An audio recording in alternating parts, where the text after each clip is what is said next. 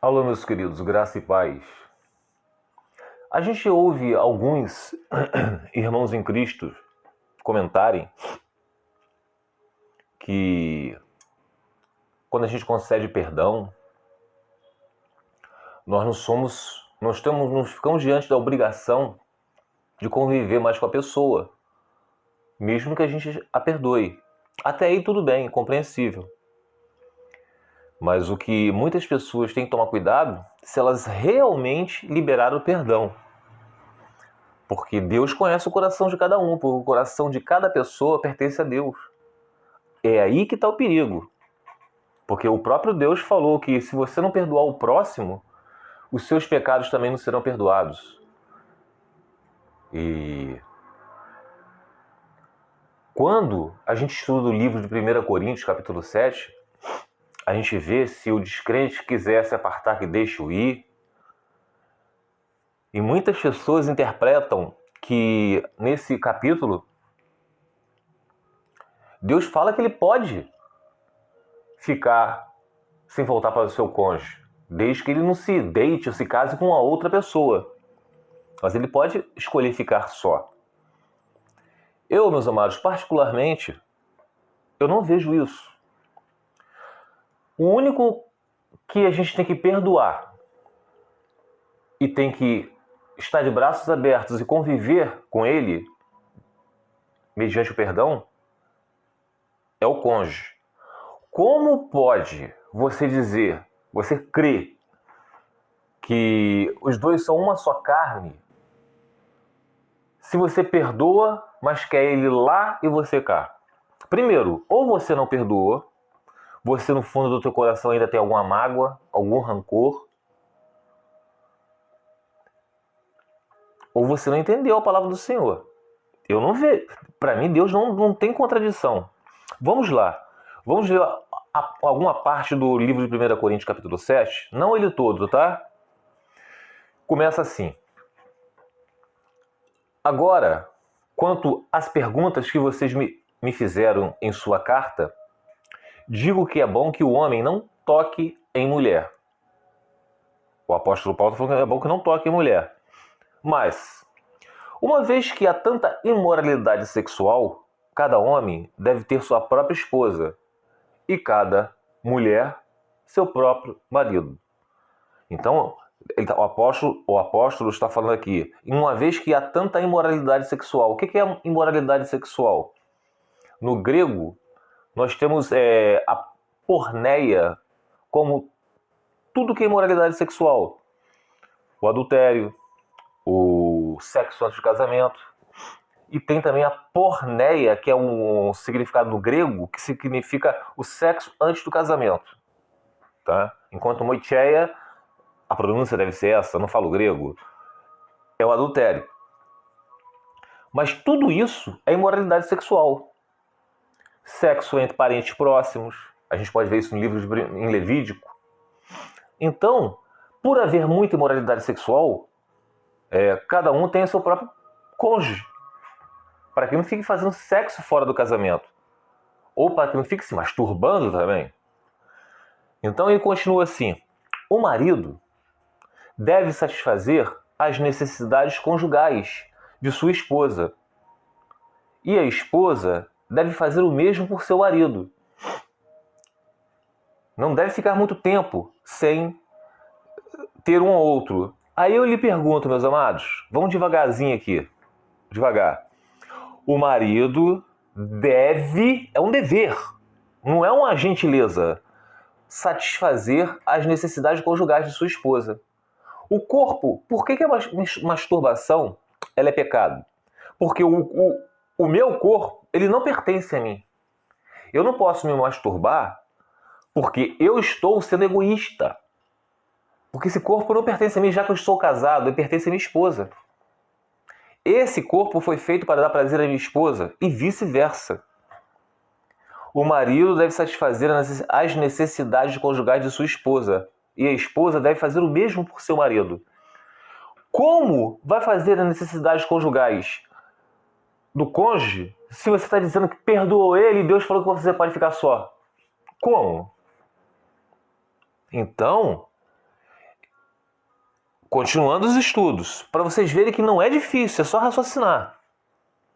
A esposa não tem autoridade sobre o seu corpo, mas sim o marido. Da mesma forma, não é o marido que tem autoridade sobre o seu corpo, mas sim a esposa, que eu acabei de falar para vocês. Olha agora isso aqui, meus amados, olha. Não privem um ao outro de terem relações sexuais, a menos que ambos concordem em abster-se da intimidade sexual por certo tempo, a fim de se dedicarem de modo mais pleno à oração.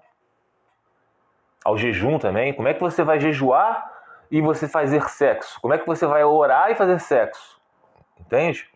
Depois disso, unam-se novamente para que Satanás não os tente por causa de sua falta de domínio próprio.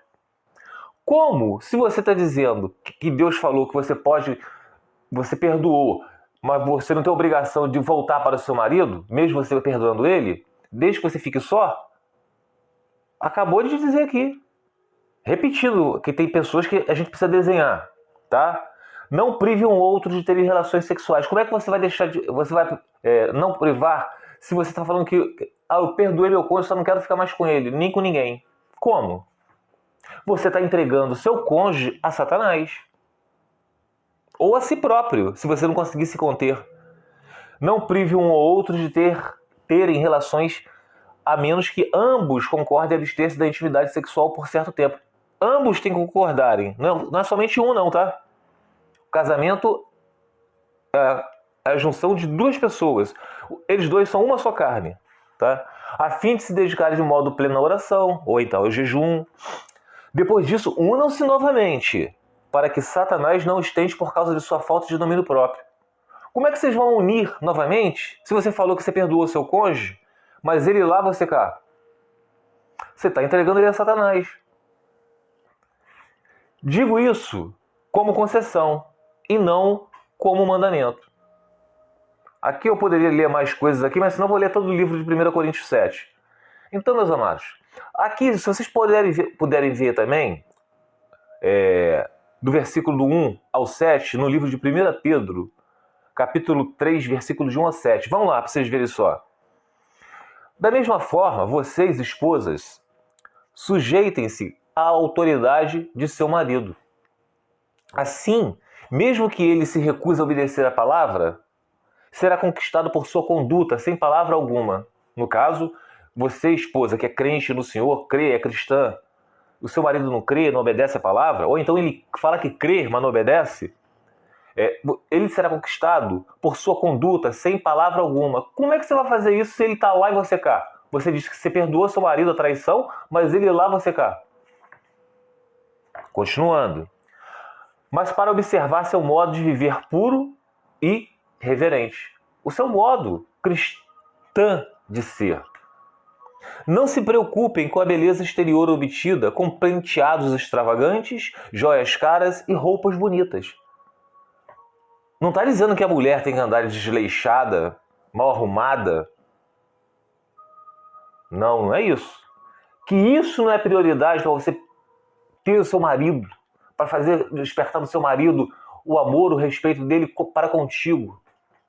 Tá? Não é isso que busca, não é filho, não é beleza, não é malhar academia. Todas essas coisas são ótimas, são de Deus, mas não é isso que prende seu marido, não é isso que vai trazê-lo a vocês. Tá? Repetindo, não se preocupe com a beleza exterior obtida com penteados extravagantes, joias caras e roupas bonitas. Vocês podem ter joias caras? Pode. Ó. Deus pode abençoar vocês, trabalhar e comprar uma roupa de marca? Pode. Mas não é isso que é importante. Em vez disso, vistam-se com a beleza que vem de dentro e que não desaparece. A beleza de um espírito amável e sereno, tão precioso para Deus. As belezas exteriores, os enfeites, isso não é precioso para Deus, e sim o seu proceder diante do Senhor, ganhar o seu marido sem palavras. Tá? Era assim que se adornavam as mulheres santas do passado, com a beleza exterior, a beleza interior. Elas depositavam sua confiança em Deus e não na beleza exterior. Esses se sujeitavam à autoridade do marido. Gente, sujeitar a autoridade do marido não é você ser capacho, não. Ah, vou abrir uma ONG, o feminismo, vou ser feminista. Não é isso, tá? Ele vai te respeitar pelo seu modo de agir, tá? Deus, e se sujeitem à autoridade do marido. Ele como marido, como provedor do lar. Sara, por exemplo, obedecia a Abraão e o chamava de Senhor. Vocês são filhos dele quando praticam o bem, sem medo algum. E terminando agora no último versículo, 7. Da mesma forma, vocês, maridos, honrem sua esposa.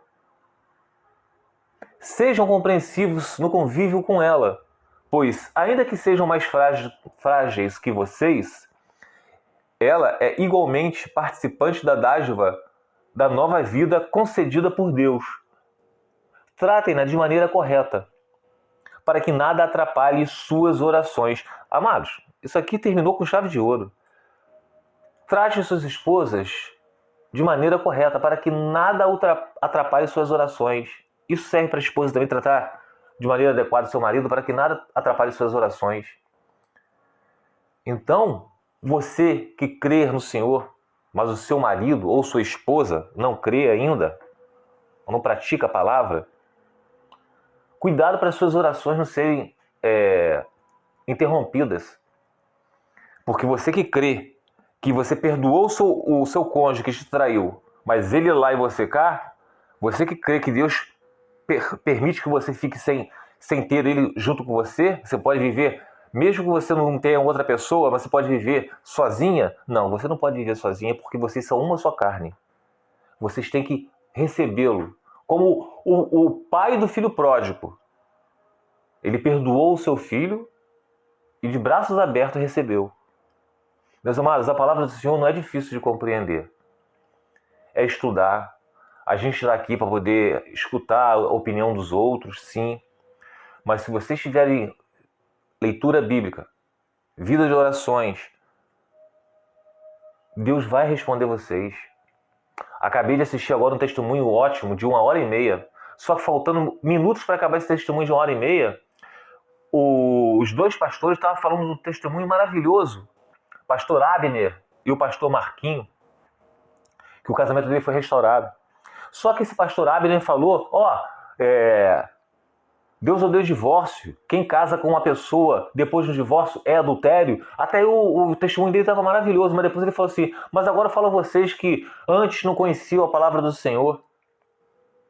Vocês não conheciam. Aí vocês contraíram uma nova família. Estão numa segunda aliança. Já estão com filho. Não convém vocês se divorciarem dessa segunda família, porque vocês não sabiam outrora como era, mas agora vocês sabem. Então permaneçam nessa segunda família. Então, meus amados, tá errado. Tá errado. É só vocês irem para o livro de Esdras, lá vocês vão ver que o sacerdote Esdras pede ao povo para se divorciarem daquelas mulheres estrangeiras, das esposas estrangeiras. Tinham contraído família, filhos. Então se divorciaram, repudiaram tantas mulheres estrangeiras e os filhos. Então, meus amados, é só vocês terem um pouquinho de percepção, né? Agora, a pessoa que antes não sabia, mas hoje sabe que Deus odeia o divórcio, mas ele está na segunda aliança. Como é que a gente vai aconselhar essa pessoa? A gente não vai falar para uma hora ou outra divorciar e expulsar. Não. Isso aí tem que ser muito bem estudado, muito bem elaborado. Eles estão no pecado? Estão sim. Vocês não podem negar isso. O mal das pessoas é que elas criam sua própria exegese, o seu próprio entendimento bíblico. Isso se chama doutrina de homens, meus amados. Estude a palavra do Senhor, tá? Nada difícil entender isso. Então, para terminar, o cônjuge de vocês, vamos falar algo bem doloroso, traiu vocês. Ah, mas Wellington, eu o perdoei. Só que a palavra me diz que eu posso ficar só. Não, a palavra não diz isso. Você pode até ficar um certo período só, mas você tem que aceitar o seu cônjuge de volta. Ah, mas se ele voltar cheio de pecados ainda, ele é seu cônjuge. Ah, o Wellington, ele me batia, eu vou... Não. Você não é saco de pancada. Primeiro, quem agride alguém, o lugar dele é na cadeia. Tá? Mas eu estou falando de família, gente. Estou falando de família. Ah, então, ué, se ele está na cadeia, eu posso me casar de novo? Você pode fazer o que você quiser da vida, meu. Mas você não, na palavra do Senhor, não. Você não é cristã? Ora para que seu marido se arrependa lá no presídio. Ah, você não é cristã? Ora para que seu marido se arrependa da outra família que ele constituiu. O mal das pessoas que ficam abrindo exceções por causa de pena de muitas pessoas que estão no dilema da vida. Meus amados, o mundo é o deserto. Vocês hoje estão no deserto do casamento, mas amanhã vocês vão estar num outro tipo de deserto. O mundo é um deserto. Jesus falou que no mundo teríamos aflições. Tenham bom ânimo. Tá bom? Espero ter ajudado. Lembre-se, vocês podem perdoar. Devem perdoar. Mas quando se trata de cônjuge, vocês são uma só carne. Vocês não têm que deixar ele lá, você cá não. Você está entregando ele a Satanás. Fica os irmãos na paz do Senhor Jesus.